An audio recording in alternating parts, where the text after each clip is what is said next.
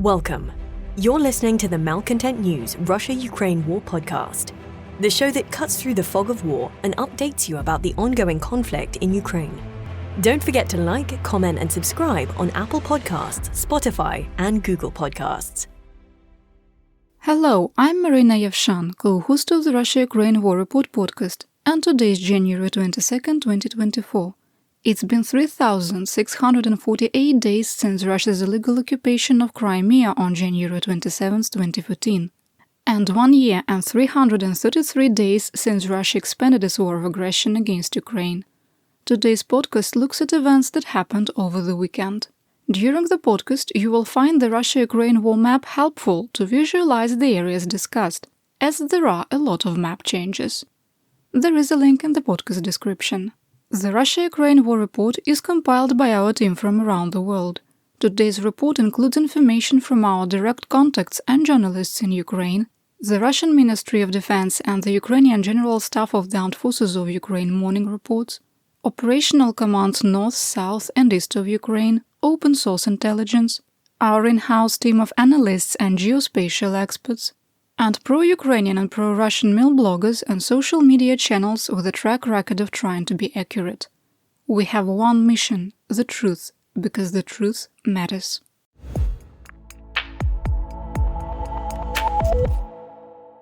Let's start with the daily assessment. There are changes from Friday. 1.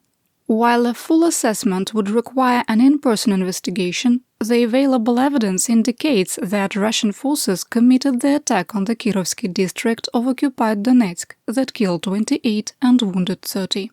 2. We maintain it is unlikely that the United States will provide additional military or financial aid to Ukraine in 2024. 3.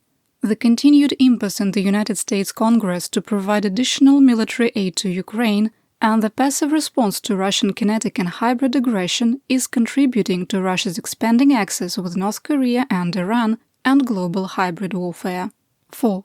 We maintain the armed forces of Ukraine are facing critical ammunition shortages that are directly impacting the ability to maintain existing defensive lines. 5. We maintain that Ukrainian forces no longer have the combat potential to engage in any offensive operations, and Russian troops are capable of additional tactical success and achieving limited operational goals. 6. The reduction in Ukrainian combat potential is a direct result of blocked aid from the United States and the European Union. 7. Russian forces have established an operational objective to capture Chasiv Yar west of Bakhmut. 8. Russian commanders have put mission objectives over all other considerations and are committed to capturing the Avdiivka salient regardless of the cost, and are maintaining a force of at least 40,000 troops. 9. We maintain that combat that closely resembles World War I trench warfare versus 21st century combined arms maneuver warfare will continue through meteorological winter, which ends on February the 29th. 10. While the possibility of an intentional nuclear accident caused by Russian occupiers at the Zaporizhzhia nuclear power plant remains low, in our assessment, the threat to Europe is not being taken seriously. We're extremely troubled by the latest report from the International Atomic Energy Agency and the increasing resistance from Russian occupiers to cooperate with the United Nations organization.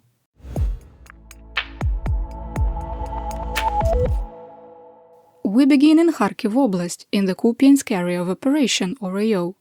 Mutual fighting continued north and west of Sinkivka, with Russian forces concentrating their attacks on January the 20th.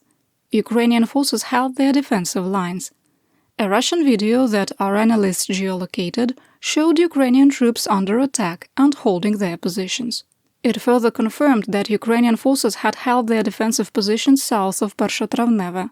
We'll link to the video and all of the videos and pictures I will discuss today in our daily situation report. For just $5 a month, you gain access to our written report, which includes coverage beyond the podcast and puts you in the know 12 to 18 hours before the podcast.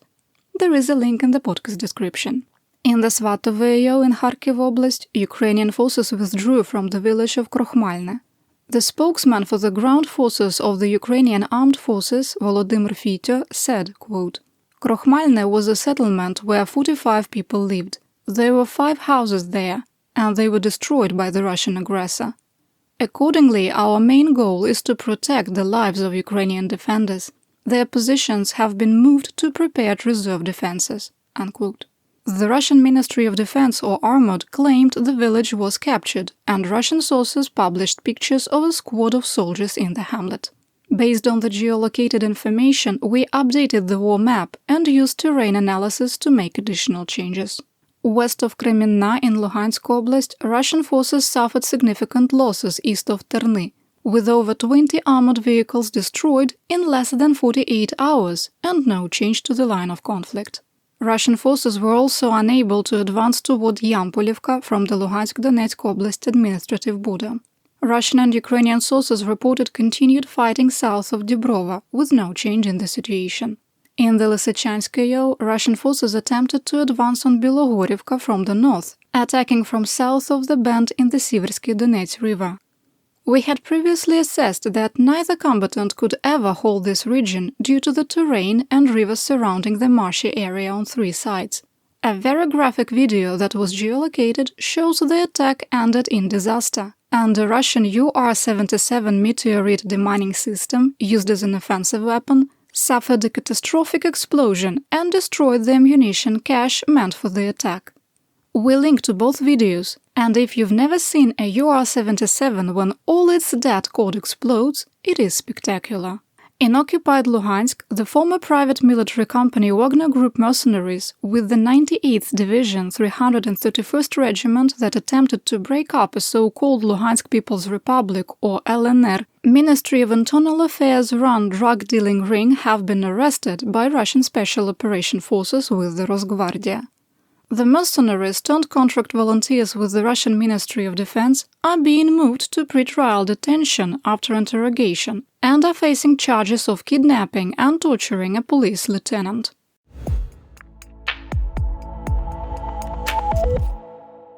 Next, let's talk about the Donbas. In the Soledar, there have been no pictures or videos from Russian sources to support the claim that the village of Vesele has been captured. In our assessment, the claim is dubious. We did not change the map. In the Bakhmut area, fighting continued on the northern edge of Bogdanivka, with geolocated videos confirming the existing line of conflict. Southwest of Bakhmut, a geolocated video showed a failed Russian advance, with light infantry retreating in disarray and at least one destroyed T-72 tank. The video also showed that Russian forces had made a tactically significant advance through the forested area between Ivanivske and Klishchiivka, with the attack falling apart as Russian troops reached open territory. Based on the available information, we moved the line of conflict west.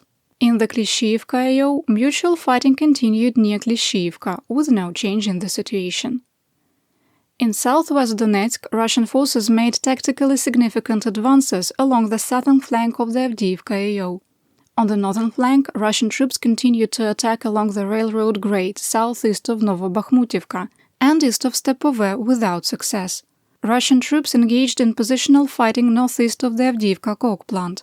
Ukrainian forces regained military control of the eastern parts of the dachas, southeast of the sewage treatment plant, while Russian forces made marginal gains southwest of Kamyanka. On the eastern edge of Avdiivka, a Russian video our analysts geolocated confirmed that Ukrainian forces still hold control of the water purification plant west of Kruta Balka. Based on the new information, the grey area west of the H20 highway was removed. Russian mercenary mill blogger War Gonzo claimed fighting was ongoing west of the industrial district in southeast Avdiivka. Still, after almost a week of claims from various sources, there continue to be no supporting pictures or videos. Geolocated videos showed Russian forces were able to advance from Spartak along the T-505 highway and railroad grade, reaching the Tsarska Okhota resort on Soborna Street and as far north as Nekrasova Street. Based on the open-source intelligence, or OSINT, the map has been adjusted. Ukrainian forces were reportedly working on stabilizing new defensive lines after the 2-kilometer Russian advance. Further west, on the southern flank, Russian troops continued their attacks in the no-man's land between Vodyane and Severne, the area near Pervomaiske and east of Nevelske. In the Marinka area, Russian forces continued their attacks east of Georgievka with no change in the situation. In the Vuhledar area, Russian troops continued their attacks northeast and south of Novomykhailivka. From the southern direction, Russian forces continued to suffer significant losses. The Russian Aerospace Forces, or VKS, bombed the Pivdenno-Donbaska 3 coal mine complex east of Vodyane. In the occupied city of Donetsk, Russian state media and the illegitimate governor of the so-called Donetsk People Republic, or DNR, Denis Pushilin, claimed that Ukraine shelled the market area in the Kirovsky district, killing 28 and wounding 30, with 18 in hospital. Moving to assessment. Let me start with saying, I'm indignant. Russia keeps shelling Ukrainian cities, free and occupied, killing innocent Ukrainians and accusing Ukraine of committing those crimes. And the world doesn't scoff in disgust, but believes there are two sides to every story and calls it reasonable doubt. Kakhovska Dam explosion? Ukrainians could have done it to themselves because Russia claimed so. Dozens, hundreds, thousands of murdered people here and there. Ukraine's fault is not out of the discussion because Russia claimed so. Will there ever be time when Ukraine's claims are listened to? When we unequivocally say we didn't do it and the world actually hears us? Investigation after investigation, Russian crimes are being proved, and yet Ukraine is denied the right of presumption of innocence. How many more pieces of evidence does our world need to finally identify who's an aggressor and who's a victim? Our analyst team reviewed dozens of videos and still pictures and did an audio analysis of one video that recorded part of the attack. While any war crime assessment would require an in-person investigation to make a final determination based on the extensive information in the public domain, the evidence does not support this was a Ukrainian attack. Russian state media appeared to attempt to avoid taking pictures and videos of craters which would assist with splash analysis. We were able to geolocate hits at the intersection of Lyashenko and Petrovskoho Street, 2 hits at the intersection of Tekstilnikiv and Petrovskoho Street, and our analysts identified an impact crater on Lyashenko Street that struck the base of a tree across the street from the bus stop. A graphic video geolocated by our analyst team shows the impact crater at the base of the eastern face of a hardwood tree striking near a car. The video is not for children, and many will find it disturbing, but it is critical for the investigation. You can access our situation report for information. The impact crater shows the shell came from approximately 240 to 260 degrees, and the closest area controlled by Ukraine in that direction is Pobeda, 17 kilometers away. Russian forces are as close as 2.5 kilometers away from the settlement, which is within the minimum range of Soviet-era D-20 and D-30 artillery pieces and NATO M777 howitzers or self-propelled guns. It is unlikely that heavy artillery is operating from Pobeda, but we can't rule it out. The safest area for Ukrainian artillery to operate that would fire in that direction is another 7.9 kilometers west-southwest, in an area of forested belts north of Ilinka. At 24.9 kilometers away, NATO M102 and M121 120mm mortars, D-20 152mm howitzer, D-30 122mm howitzer, and the M777 155mm howitzer wouldn't be able to reach the areas hit. From Pobeda, the M777 with a 24-kilometer range would be able to strike the area. However, in our analysis, we found additional information that provided a rough firing distance for at least 2 rounds. In a Russian video geolocated at the intersection of Lyashenko and Petrovskoho Street, the sound of 3 outgoing rounds is captured, and 2 of the 3 impacts. Here is the clip.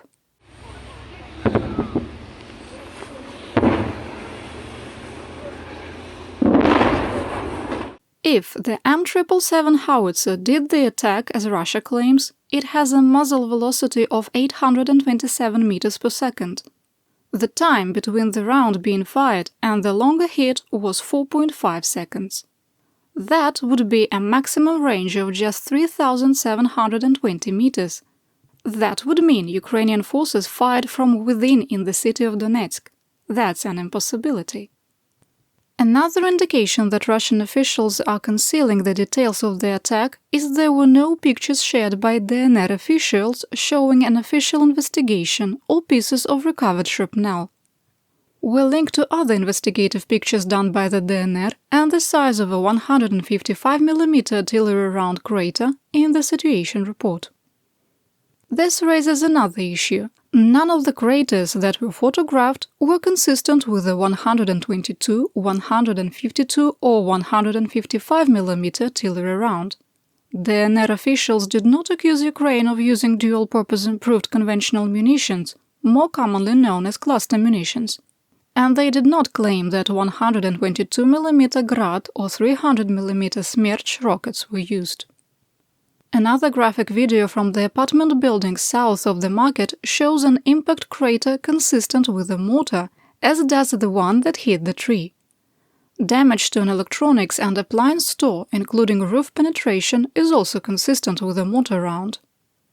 The longest-range 120mm mortar Ukraine has in inventory is the M102 and M121, with a range of 7,500 meters with standard rounds and up to 13,000 meters with enhanced rounds.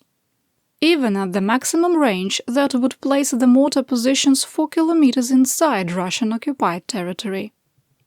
Russian state media agency SHOT claimed that the attack was done by 152 and 155mm artillery rounds fired from the direction of Krasnogorivka and Kurakhove. Kurakhove is 28 kilometers away from the area attacked, making it impossible. Krasnogorivka is close enough, but is northwest of the one crater we could analyze, not west-southwest. Additionally, we have seen no evidence of Ukrainian forces positioning M777 howitzers or self-propelled guns within 2 to 3 kilometers of the line of conflict, instead opting to take advantage of the superior range NATO weapons provide. The other issue is that Ukrainian forces are critically low on ammunition and are facing a Russian adversary that was making tactically significant advances on the southern flank of Avdiivka.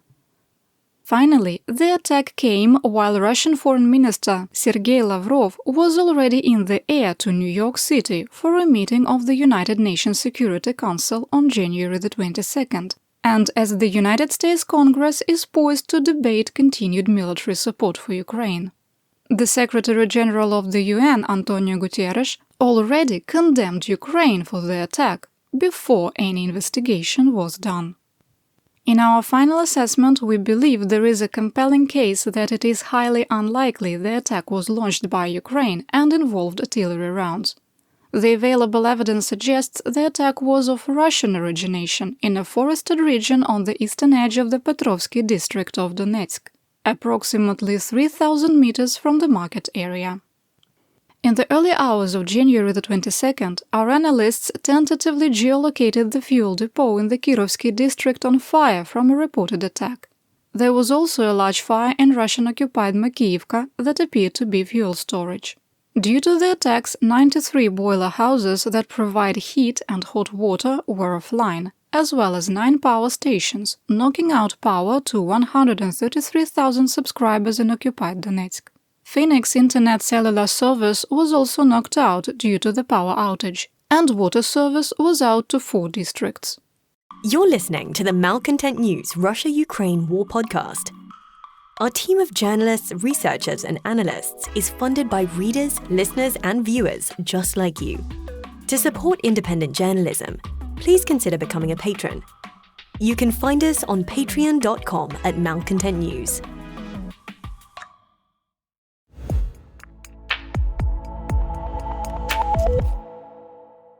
In Zaporizhzhia, intense positional fighting continued in the Orikhiv. Russian sources claim that Ukrainian forces were able to advance in the direction of Verbove, but did not provide any proof. Fighting continued west and south of Robotine, and a video geolocated by our analysts confirmed the existing line of conflict. Russian mail blogger and propagandist Two Majors wrote about the drone superiority Ukrainian operators had in the area. Quote, "First-person view drones of the armed forces of Ukraine and on the Zaporizhzhia front have become a huge problem. With the help of repeaters, they are capable of hitting our targets at a depth of up to 17 kilometers from the line of conflict, the total range up to 20-25 kilometers, according to estimates from frontline soldiers." Unquote.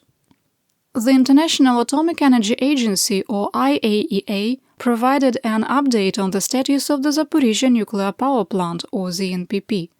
On January the 18th, external power from the 750 kV line was disconnected because two transformers in the switchyard failed. The outage was not related to an attack or severe weather. The 330 kV reserve line from the Zaporizhzhia thermal power plant continued to provide power, and the 750 kV line was restored 8 hours later. IAEA Director General Rafael Grossi said, quote, "The plant's vulnerable power status remains one of the main dangers for nuclear safety and security at the site. The situation remains extremely worrying in this respect. The site has already lost all off-site power 8 times since August 2022, forcing it to rely on emergency diesel generators." Unquote. The IAEA has not received a copy of the 2024 maintenance plan from Russian occupier Rosatom and concluded that there would not be a comprehensive plan for site maintenance in the coming year. General Director Grossi continued, quote, "This maintenance needs to be performed to ensure nuclear safety, especially in the current situation where the 6 reactors have been shut down for an extended period. It is important that the IAEA has a thorough understanding of the maintenance plans." Unquote. IAEA inspectors were not permitted to speak to plant employees about their training or qualifications and continued to be blocked from visiting the roofs of the reactors and parts of all 6 turbine halls. In the safety rooms for Reactor 6, boric acid leaks were continuing, with inspectors noting that the safe minimum level for the compound was being maintained. Anti-personnel and anti-tank mines that were removed in November 2023 have returned to the plant. They are in a restricted and inaccessible area to plant personnel, with the IAEA repeating that presence of the mines violates nuclear safety protocols. Reactor 5 remains on hot shutdown to provide steam for plant operations and the settlement of Enerhodar. IAEA inspectors continue to make manual radiation readings and submit them to the Russian occupiers for review. Moving back to assessment, the IAEA is an autonomous part of the UN, and the silence from the Security Council and Secretary-General Guterres is disappointing. Each report from the IAEA since June 2023 has pointed to a deteriorating situation at Europe's largest nuclear power plant. We don't understand why the situation is not receiving more international attention. In our assessment, it also raises questions about the adherence to safety protocols at Russian nuclear power facilities.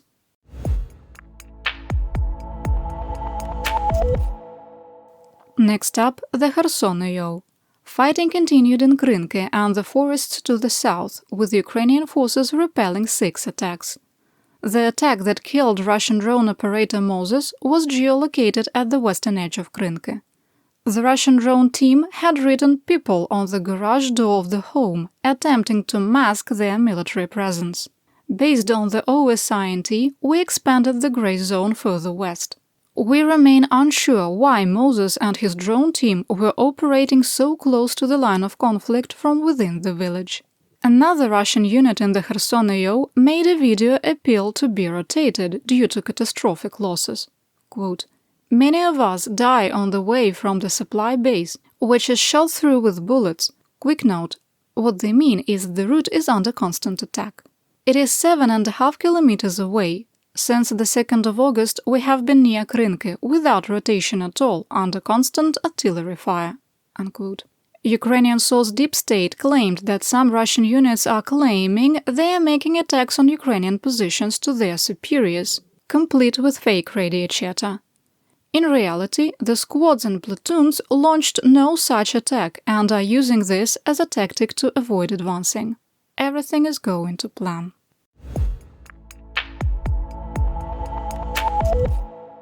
Here is the update for the Russian front. In the Tambov region, a Ukrainian one-way drone struck a workshop at the Tambov gun power factory on January the 20th, destroying it. It is unclear if production was impacted. In the Tula region, a Ukrainian one-way drone struck the Shiglovsky Valve factory, which produces Pantsir S and Pantsir S1 air defense systems. A video recorded a large explosion and fire after the strike. The amount of damage is unknown. In the Leningrad region, Ukrainian one-way drones struck the Ust-Luga oil terminal, causing a fire that burned for 11 hours, shutting down the facility. 15 to 20% of Russian oil exports move through Ust-Luga, and tanker ships are stationary at the Baltic seaport. In Leningrad Oblast, existing Russian air defenses are oriented to the west and northwest in the event of an attack from NATO.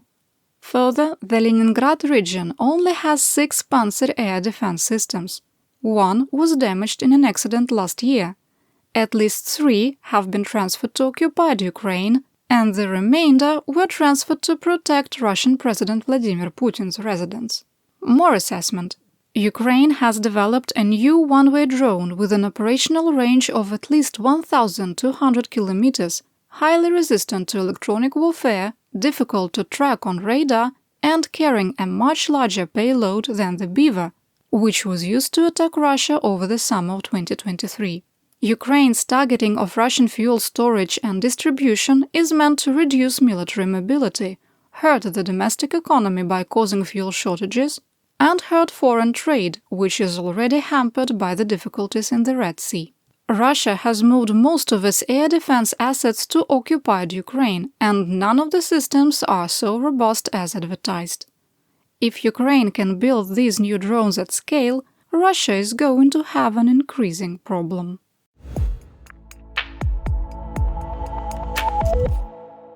Finally, let's talk about theater-wide events. On the night of January 21st and 22nd, Russia attacked Ukraine with 8 Iranian-sourced Shahed-136 one-way drones, with all UAVs intercepted. Kyiv has prioritized building a 1,000-kilometer-long defensive line, with prioritization in the Avdiivka AO. The fortifications will include dragon teeth, barbed wire, landmines, bunkers, tunnels, and trenches.